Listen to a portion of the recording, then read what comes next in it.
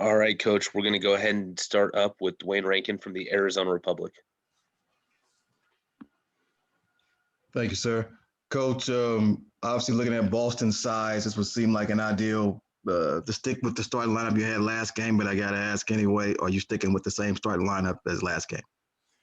We'll see, Dwayne. Remember, I respectfully, I don't want to give that out anymore. So no disrespect to you, but we're just going to hold on to our lineups publicly because of what we talked about. So I appreciate you asking, but we just want to hold on to that.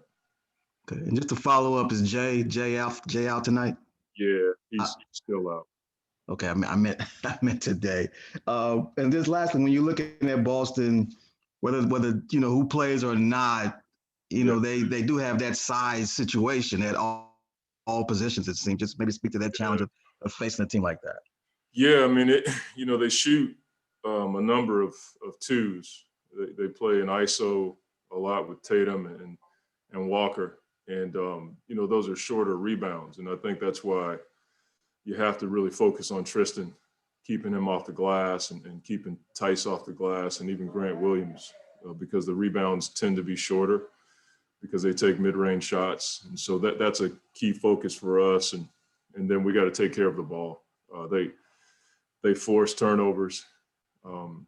They put you in situations where if you play in a crowd against them, they get their hands on a lot of balls. And so we have to value the basketball. We do, but you have to be highly aware of what they're trying to do. And that keeps them out of transition if you can keep your turnovers down. All right, next up we have Brendan Clean with Forbes. Hey, Coach. This has been a few years running, I think even before you got here and implemented what you do offensively, but Book tends to be amazing catch and shoot on threes, but a little lower on pull-ups. That's true for everyone. But is it an emphasis to get him more catch and shoot to help that out? Or how do you kind of go about, because he's one of those guys where the 3-point percentage doesn't always show how incredible he is as a shooter.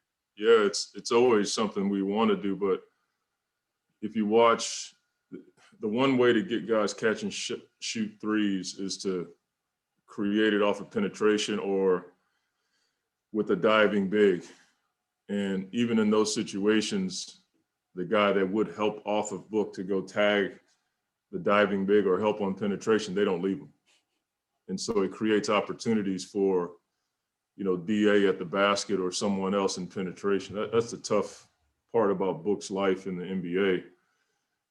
I watched Washington play with Bradley Beal, and teams don't play him the way that they play Book, not consistently. And so that keeps him from getting as many catch shot opportunities. And so that's why we don't mind him taking the off the dribble three, because he works on that. And sometimes it's 6, 7, 8 feet behind the line, but he does work on it.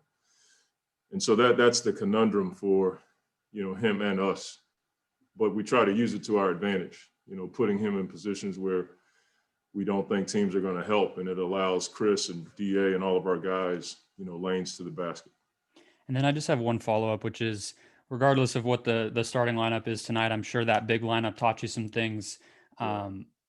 Like you look at Frank's rebounds, he only had 5, but did you see what you wanted to see in terms of the way he impacted box outs and just getting size and bodies on guys? Yeah, I mean, sometimes probably an assisted rebound would be a new stat. Like if you box out your man and keep a dynamic rebounder from getting the ball and you get it, like you should get points for that, or a vacation in some island from a talk show or something like that.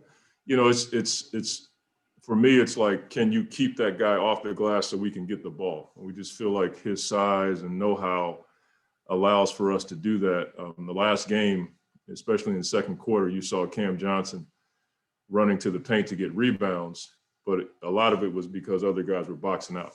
And so I think Frank allows for that. And, it's not perfect at all, but we just felt like his size and strength could help us be a lot better in the paint. All right, next up we have Gary Washburn with the Boston Globe. He'll be followed by Dwayne Rankin. Hey, Monty. Has the transition, everyone kind of assumed that your transition from the bubble since you guys played so well, there would be seamless into the regular season. But with obviously the shortened training camp, injuries, how has that transition gone? And are you playing as well or at the level you thought you would maybe a month into the season? Gary, I mean, the transition has been one with all the things you talked about, the inconsistencies in our day, the injuries, guys in and out of the lineup, and then just, trying to figure out how to play with 8 new guys. We've tried not to let those things be an excuse. And are we playing the way we want to at times?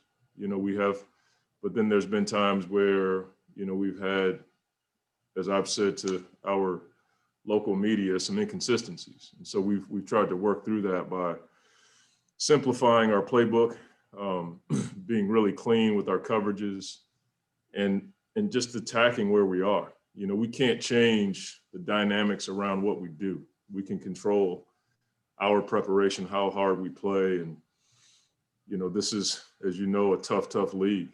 And nobody cares about what you did in the bubble anymore. That's over. And as an organization and as a team, we need to learn from that, but let it go. We have a new team and so many new things we're trying to implement with the talent we have. And so I hope that helps. All right, next up we have Dwayne Rankin with the Arizona Republic. Yeah, Coach, I'm sure you saw when Durant got pulled during the game because of contact tracing.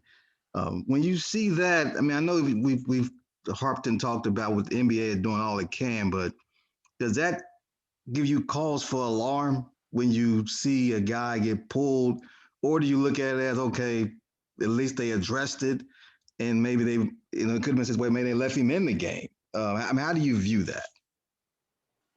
I don't really have anything that would help you write a story about. I look at that and I'm just like, it's just a lot to handle. The players want to play, the league wants to keep everybody safe and keep the league going. It's not going to be perfect. And you're going to have, I wouldn't say an extreme case all the time, but you're going to have these weird cases. We've dealt with it here, where, somebody can't play because of contact tracing, protocols. They're not extreme, and we're grateful for that, but they do, make you think how different our world is. And that's where I went to when I saw that. Like, he couldn't play, he could, then he couldn't. That's something we've never dealt with before. So I don't think it's time to point fingers, or everybody's trying, but we do have these weird cases or weird situations that just make you think how different our world is and how different playing a game can be. That's just the way it is. And we all have to, continue to navigate the uncertainty of where we are. And just to follow, this will be the first game with fans. I know it's healthcare workers, we got the complimentary tickets, but fans in the stands. Just we talked about it before, but just now that it's here, how are you feeling about it? Just grateful that we were able to have fans in the building and reward these people who have, sacrificed so much so that we could, we can live our lives the way that we do. And it's just a great way for our organization to say thank you and to, try to pay back in a small way to the men and women who have, as I said, sacrificed a lot. So I'm thankful that we'll have fans, but I'm also pleased to see this act of kindness towards this group of people. All right, thanks for the time, Coach. Thank you.